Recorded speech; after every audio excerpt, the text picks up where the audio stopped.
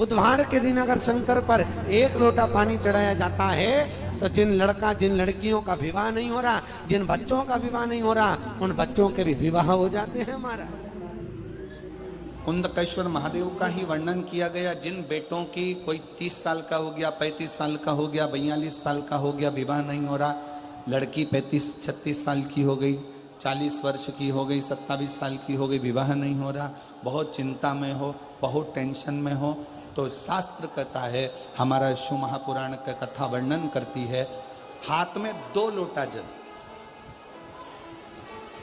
2 लोटे जल लीजिए और दोनों लोटे जल से शंकर भगवान का, जिस लड़का लड़की का विवाह नहीं हो रहा, उसी का हाथ से शिवलिंग पर दोनों लोटा जल आधी आधी मात्रा में चढ़ाइए। मतलब थोड़ा थोड़ा जल कुंदकेश्वर महादेव के नाम से चढ़ाइए। वही जल लेकर जाइए और बेलपत्र के वृक्ष के नीचे उसी जल से 7 धार, पेड़ की परिक्रमा करते हुए 7 परिक्रमा उसी जल से, दोनों लोटे जल से 7 परिक्रमा कुंदकेश्वर महादेव के नाम से करवा दीजिए।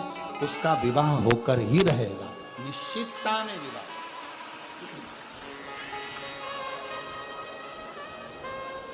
कुछ महीने, ज्यादा से ज्यादा 3 महीने, 3.5 महीने, किसी भी छठ के दिन, चाहे अंधेरी की छठ हो, चाहे उजाले की छठ हो, किसी भी छठ के दिन अगर षडानंद कार्तिकेय जी महाराज का नाम लेकर 6 बेलपत्र और उस 6 बेलपत्र पर 6 दुर्वा, 6 पुष्प, 6 अक्षत के दाने रखकर षडानंद कार्तिकेय बाबा के स्मरण कर कर शिवलिंग की जो जलाधारी है, उस जलाधारी पर जहाँ अशोक सुंदरी का स्थान है, उसी के पास में कार्तिकेय जी का स्थान है। किसी भी छठ पर यदि आप बाबा को वो बेलपत्र, वो दुर्वा, वो पुष्प, वो अक्षत का दाना 6 समर्पित करते हैं, किसी भी छठ के दिन, षष्ठी के दिन स्कंद भगवान का नाम लेकर, स्कंदेश्वर बाबा का नाम लेकर, कार्तिकेय बाबा का नाम लेकर यदि समर्पित करते हैं, तो जिंदगी में कितना भी कर्जा हो, वो कर्जा 3 महीने के अंदर समाप्त होता ही है। कितना भी कर्जा, साथ में आपका परिश्रम, साथ में आपकी मेहनत और आपकी दृढ़ता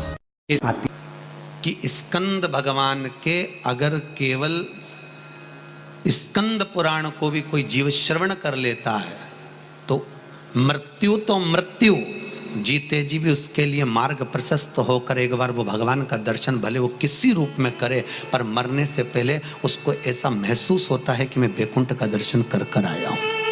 ये उसको भान होता है स्कंद पुराण को मात्र श्रवण कर लेने से, मात्र श्रवण। स्कंद भगवान का पूजन करा, भगवान शंकर का शिवलिंग बनाया, शंकर भगवान के गणेश जी को और स्कंद देव को बिठाकर पूजन किया। इतना पूजन करा विश्वामित्र और सत्याव्रत ने, इतना पूजन करा, भगवान विष्णु ने कहा नया रास्ता बना दिया जाए। विश्वामित्र जी ने धर्म से स्कंद देव से कहकर एक मार्ग का निश्चय किया। उस मार्ग पर राजा सत्याव्रत चलकर जाने लगे। जब थोड़ी दूर पर राजा सत्याव्रत पहुंचते से उसी समय पर इंद्र को जलन होने लगी कि जीते जी तो कोई आ ही नहीं सकता, तो ये मरा हुआ ये जीते जी कैसे आ गया। इतने में इंद्रदेव ने उसी समय राजा सत्याव्रत को ऊपर से नीचे धक्का मार दिया। धक्का दिया, राजा सत्याव्रत नीचे आ गया। वैकुंठ के मार्ग से धक्का देकर राजा सत्याव्रत को नीचे फेंक दिया।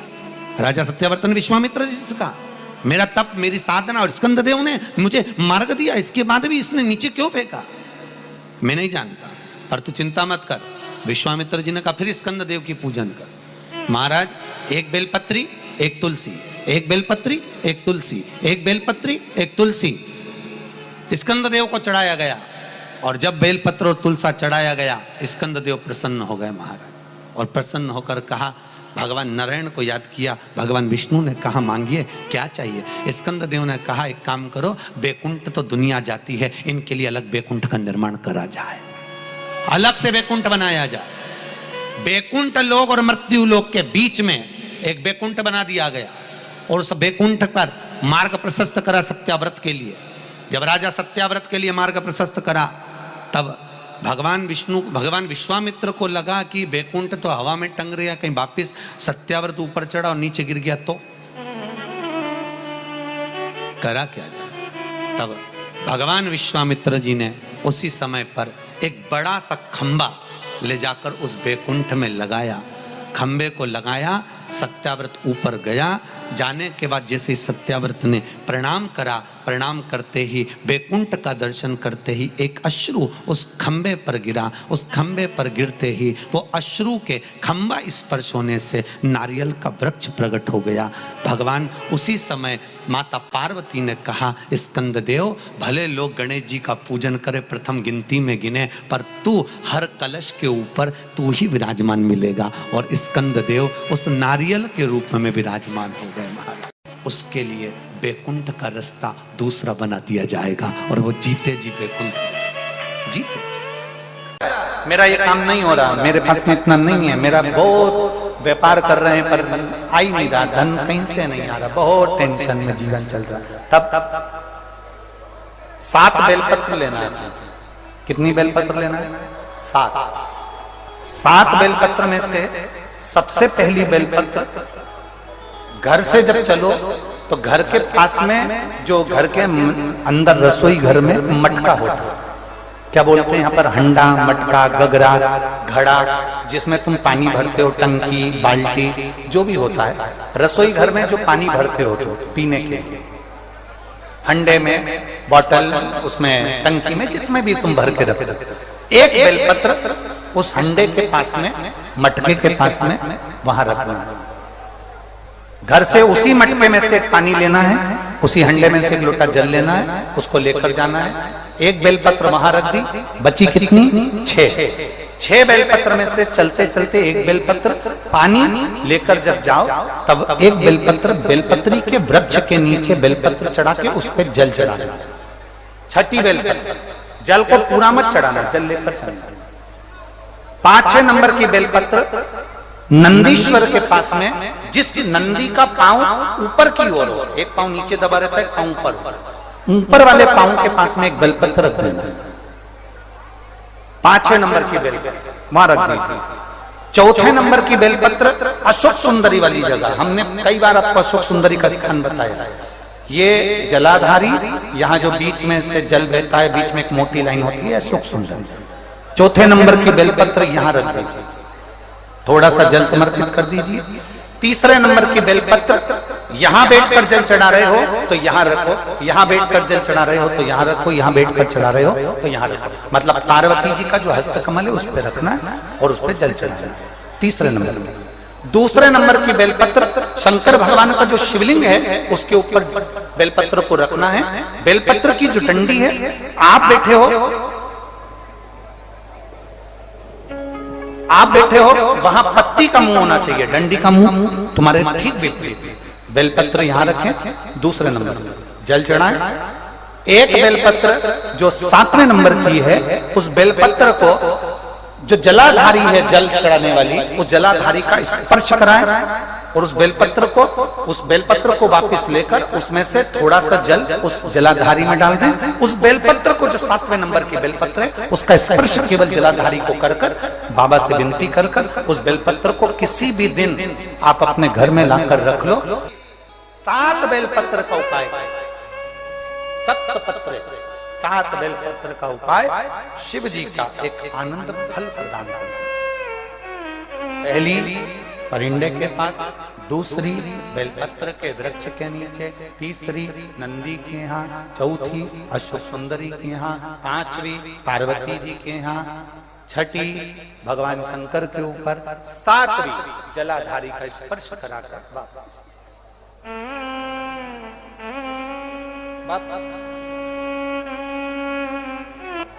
जल कितनी जगह चढ़ेगा? केवल 5 जगह पर। एक बेलपत्री के पेड़ के नीचे, 2रा सुख सुंदरी की जगह, 3रा पार्वती जी की जगह, 4था शिवलिंग के ऊपर और 5वां जो जलाधारी है ऊपर, उस 5 जगह पर एक ही लोटे में से थोड़ा थोड़ा जल वहां चढ़े और बाबा से विनती करना है आपको, बाबा मेरा ये दुख है आप मिटा दें, बाबा मेरा ये कष्ट है समाप्त करना। बाबा कोई तुमसे कहे कि घर में शिवलिंग नहीं रखना, समझ लेना वो मूर्ख बना रहा है। घर में शिवलिंग होना चाहिए।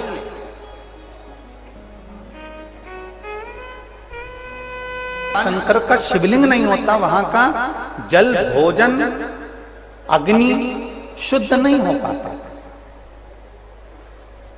शुद्धता का भाव नहीं दे पाता। और एक और बात अपने अंदर उतार के रख लो, जितने लोग टीवी चैनल के माध्यम से सुन रहे हैं और जितने लोग पवित्र भूमि पर सुन रहे हैं और जितने लोग पूरे देश और विदेश में इस आस्था चैनल से और फेसबुक यूट्यूब से कथा सुन रहे हैं, बहुत ध्यान देना। सारे देवताओं की प्राण प्रतिष्ठा करना पड़ती है। राम जी की प्राण प्रतिष्ठा करना पड़ेगी, भगवान कृष्ण की प्राण प्रतिष्ठा करना पड़ेगी, देवी जी की प्राण प्रतिष्ठा करना पड़ेगी। कोई देवता हैं, शनि महाराज हैं, कोई देव हैं, इनकी प्राण प्रतिष्ठा करना पड़ेगी। पर केवल एक देवाधिदेव महादेव नर्मदेश्वर महादेव कैसे होते हैं जिनके प्राण प्रतिष्ठा की भी जरूरत नहीं पड़ती। स्वयं दुर्गा जो उत्पन्न हुई है, इसमें इतना बल कहां से आ गया? शंकर भगवान बोले रहे, ओ इंद्र, तुम्हारे अमृत से भी बड़ी प्रबल है ये दुर्गा। जिस समय पर अमृत का कलश निकला, उस अमृत के कलश को देवता लेकर जा रहे थे, ले जाते राक्षसों से छुड़ाकर सबसे पहले इन्होंने समुद्र के किनारे पर उसको छुपाया। उस जगह पर भगवान विष्णु की जंघा के रोम पड़े थे जिससे दुर्गा उत्पन्न हुई थी। उस दुर्गा पर इस कलश को रखा, रखते ही एक देवता ने उसके उठाकर देखना चाहा तो उसमें से थोड़ा सा भाग अमृत का नीचे गिर गया जो दुर्गा पर पड़ गया। और आगे गए, फिर इसको छुपाया, वहां भी दुर्गा थी। फिर और आगे गए, वहां भी दुर्गा थी। सुन इंद्र, तेरे को जो अमृत मिला तूने एक बार में पिया। ब्रह्मा को जो अमृत मिला वो ब्रह्मदेव ने एक बार में पिया। वरुण को जो अमृत मिला वो एक बार में पिया। पर इस दुर्गा को जो अमृत मिला वो 5 बार मिला। इसलिए पंच दुर्गा लेकर तू गणेश के पास जा और उसको दे, क्योंकि ये 5 अमृत के कुंड से भी प्रबल है। ये 5 अमृत के कुंड से भी प्रबल है, लेकर जा तू ये दुर्गा। और इंद्र ने दुर्गा दी, गणेश जी को खिलाई। जैसे खिलाई, गणेश जी के भीतर की जो अग्नि थी वो समाप्त हो गई। तकलीफ किसकी जिंदगी में नहीं आती? भगवान राम के जीवन में भी दुख आया, भगवान कृष्ण के जीवन में भी दुख आया। तकलीफ किसको नहीं आती? सबको। इसीलिए किसी के दुख को देखकर कभी खुश मत हो। जरा सा किसी के ऊपर तकलीफ आई और सब लोग मिलकर चर्चा करने लगे, अच्छा हुआ, अच्छा हुआ, बहुत बढ़िया हुआ, ऐसा तो होना ही था, इसने तो ऐसा करा, अच्छा हुआ। ना ना, किसी को बीमारी आई, कभी मत कहो कि दूसरे को बीमारी आती है ना तो दुनिया के लोग सोचते हैं कर्म का दंड भोग रहा है, और खुद को बीमारी आई, फिर खुद को तकलीफ आई, फिर खुद को कष्ट आया, फिर। इसलिए कभी किसी की जिंदगी में अगर तकलीफ है तो भगवान से प्रार्थना करना, बाबा इसके जीवन में दुख आया है, भले मेरा बेरी है, कष्ट है, मेरे से लड़ता है, पर बाबा दुख समाप्त करना। जब हम सर्वे भवन्तु सुखिनः की कामना करेंगे ना तो सबसे पहले भगवान सुख हमको देगा, सबसे पहले सुख हमें मिलेगा। इत्र की शीशी खोलिए, दूसरे पर इत्र लगाइए, सबसे पहले इत्र की खुशबू किसको आएगी? जम के बोलो, अपने। हमारा हाथ सुगंधित होगा क्योंकि हमने इत्र की शीशी खोली है। पहले सुगंध हमको आएगी, सामने वाले को बाद में, क्योंकि इत्र की शीशी हमने खोली है। हम जब दूसरे के लिए अच्छा बोलना प्रारंभ करेंगे तो सबसे पहले परमात्मा हमारा अच्छा करना प्रारंभ कर देगा। अच्छा, आपकी जिंदगी में कभी जीवन में अगर ऐसा लगे कि बहुत दुख है, बहुत तकलीफ है, बहुत कष्ट है, एक बेलपत्र अपने हाथ में रखो,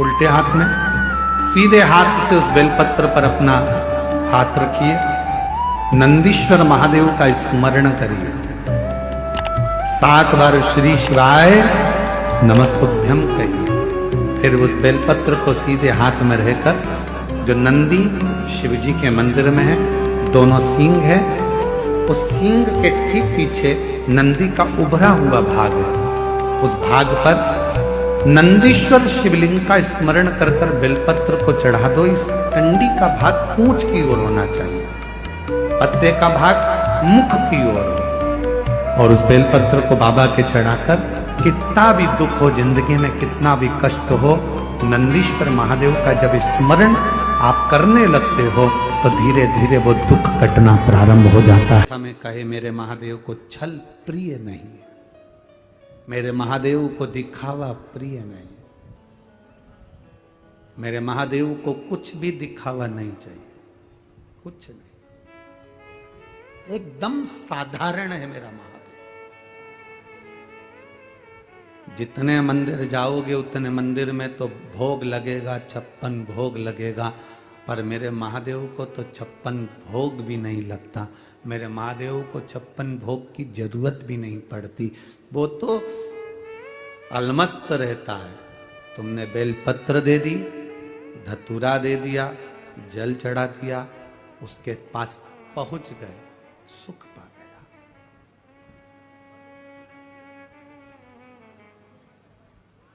पत्नी में, बच्चों में और घर की बुजुर्ग मां में एक अंतर बहुत बड़ा है, बहुत बड़ा। पति बाहर गया, दुकान गया, ऑफिस गया, बाहर गया, पति आता है तो पत्नी पति का मुख देखती है। क्या देखती है? बोलो, जम के बोलो। मुख देखती है, मेरा पति आया। पति जब घर आता है तो बच्चे अपने पिता का हाथ देखते हैं, उसके हाथ में क्या सामान है, मेरे पापा क्या लेकर आए। पत्नी पति का मुख देखती है, बच्चे पिता का हाथ देखते हैं, और घर की बुजुर्ग मां अपने बेटे का पेट देखती है, मेरा बेटा भूखा तो नहीं।